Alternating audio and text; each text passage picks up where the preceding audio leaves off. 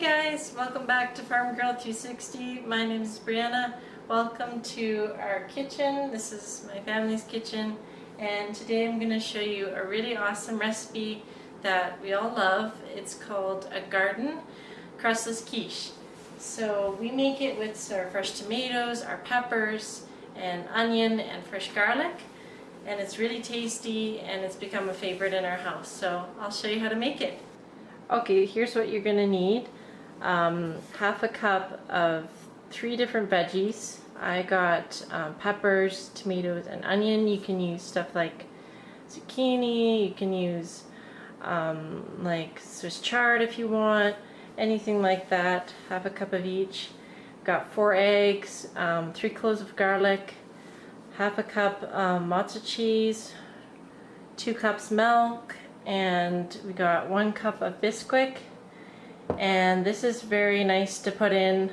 It's not like homemade or anything, but it's very fast and easy, and we appreciate it for that. And some salt and pepper, as well as some fresh herbs. You can use dried, but these really add a nice edge to it. So if you want to put like a small bunch of each, this is thyme or oregano, parsley, and thyme, and that's what I use because that's what we have, and that's pretty much it.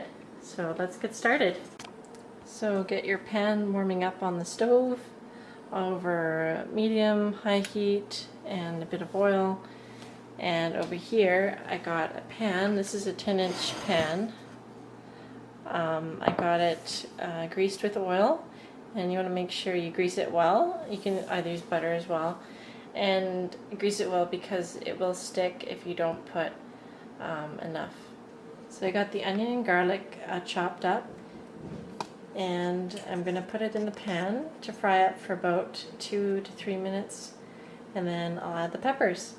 So I just finished frying up the peppers and the onions and the garlic. I just chopped the peppers fine, and yeah, it looks really good. I did about 2 to 3 minutes until it's like kind of starting to brown a bit, but not burnt.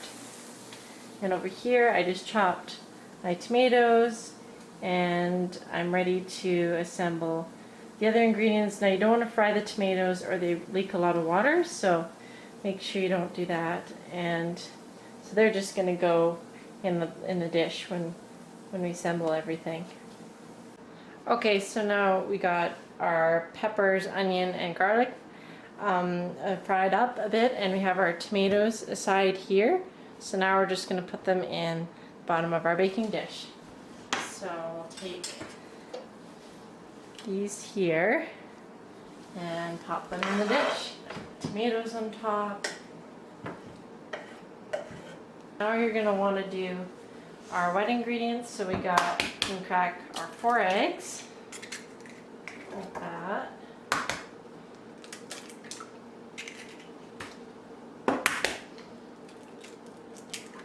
And these can be large. It's probably a large eggs are the best. Alright, so you got that. We pour our milk in. And our Bisquick. And you can put about half or so of the cheese that you grated in there. And some salt and pepper.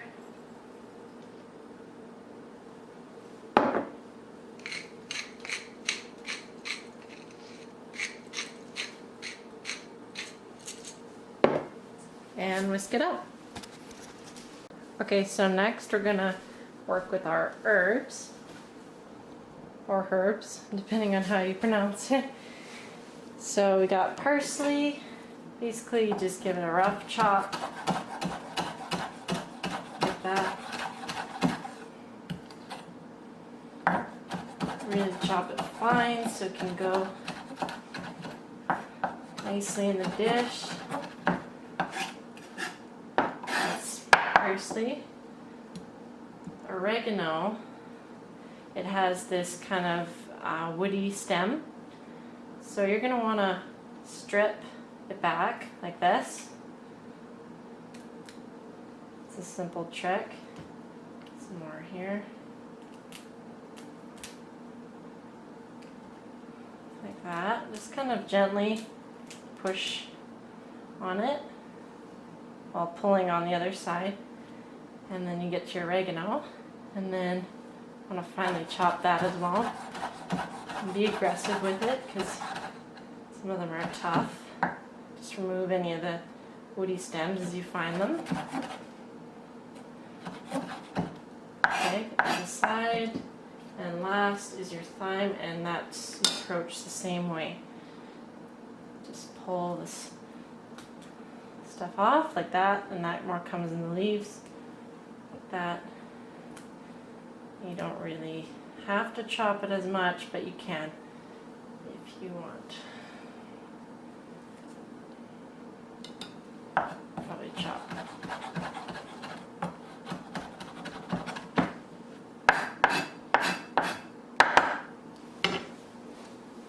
Alright, that's the herbs, and you can add them to your egg mixture, and then we'll assemble the rest of the quiche. Alright, so now we put our batter we just mixed up into this nice vegetable combination. So all you have to do is just basically pour it in,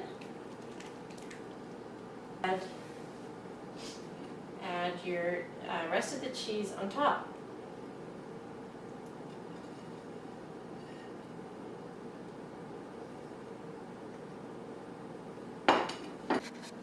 There's a closer look, and now we're ready to bake. So you want to bake it at 400 degrees for 35 minutes or until the top of this is bubbling and like a light brown on it.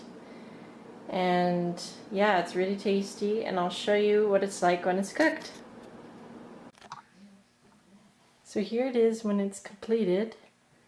See the nice golden brown around it? That's exactly how you want it. The cooking time will vary depending on your oven and how hot it is.